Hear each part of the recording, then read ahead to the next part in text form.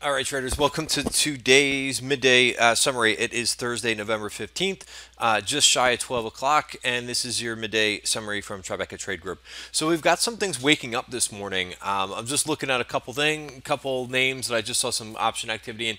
Cirrus, these are just some calls that expire this week, but it looks like some momentum players are kind of see things moving a little bit today and are active. So today's a little bit different because we finally had a red open. Now we did carry lower in the first in the in the first hour again, but we've come back here. So Qs are kind of sitting inside value. I would watch 166.46 for a break higher. So it is nice to see.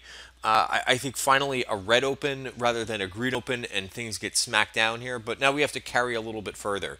I am seeing both, all three, the VIX, the the VXN, which is the VIX for the Qs.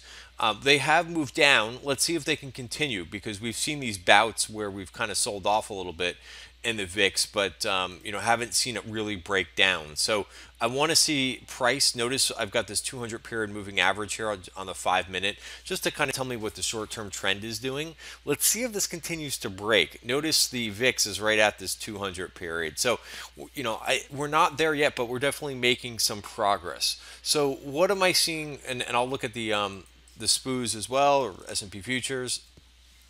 I also see a nice reversal happening in small caps today too. So, it's only lunchtime, so I don't want to jump to conclusions, but we just haven't seen much green or much really interest rate for the last couple days. I've mentioned before my stance, as I detailed in last night's video, no more shorting really for me. I think the markets are pretty washed out. So I think the risk is starting to build to the upside, meaning any positives, right? We're seeing so many negatives on a day-to-day basis that eventually there's got to be some positive news out there. I see continuously everybody trying to predict when's the next recession going to be, 2019, 2020. I don't know what game these guys are trying to play. I don't know if you get a lollipop if you win and you pick when the next recession is going to be, but it's really getting stupid, I think, for people just to continuously try to predict the next recession. I saw Jamie Dimon, I saw a couple other people. Every speaker that's on wants to, I don't know, hit it on the screws with trying to pick the next recession. So negative. I'm trying to be just a little bit optimistic and say that things are not that bad. Maybe they're going to get bad soon, but I don't know. I think after a decent correction, I think things are I'm trying to look for more long opportunities than short. So what do I see? What I talked about yesterday. You can see we are fading here a little bit as I talk. Maybe I should stop trying to be positive.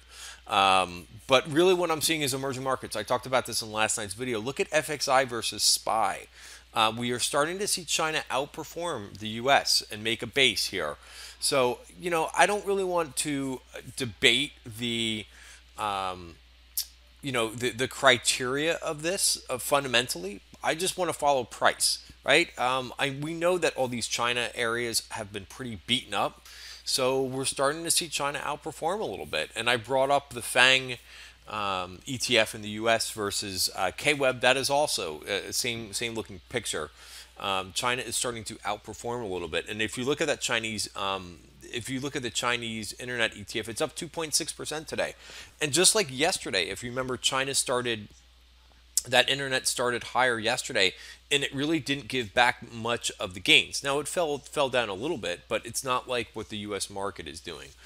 Also, if you look at some other emerging markets, if you look at Brazil, for example, that's up 2.7% today. That's also lifting here. So the chart in Brazil, if you don't want to, because of course that's going to continue to be in the headlines with, possible trade deals.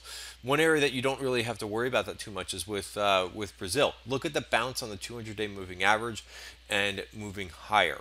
One thing that I will say on the put side that we are seeing a lot of today, a lot of puts in the retailers. It could be just people are trying to fade some of these moves in the retailers. Maybe people are expecting a week.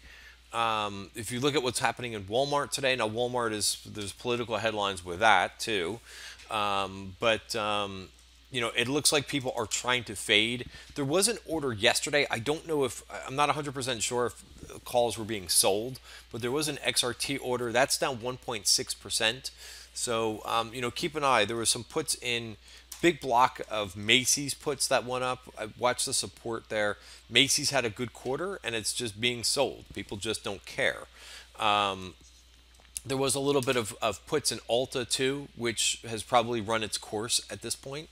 That probably I would be more comfortable with shorting at this point. I think the move is a little bit ridiculous, but nice relative strength there. So I did want to mention that's one of the trends that I'm seeing in option activity is a lot of puts in retail companies after Dillard's and J.C. Penney was down, but I think it actually went back to flat.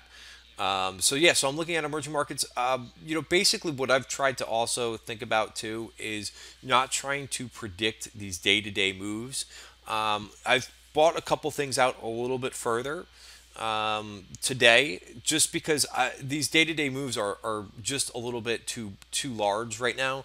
You know, I actually bought something out, which I'm not going to mention because this video is for free, but it's on the private Twitter feed. You know, I went out to January 2020 because I think just it's a good place to kind of add some risk, but I really don't want to be you know, get you know my mindset being micromanaged by today's whipsaw moves or the day-to-day whipsaw moves. All right, so that's it for today's quick video. Obviously, a lot of stuff going on today. We'll see how price action. Again, the most important thing will be today's close, and we'll see if we can get some reversal bars for today's close. Thanks for watching. Have a great day.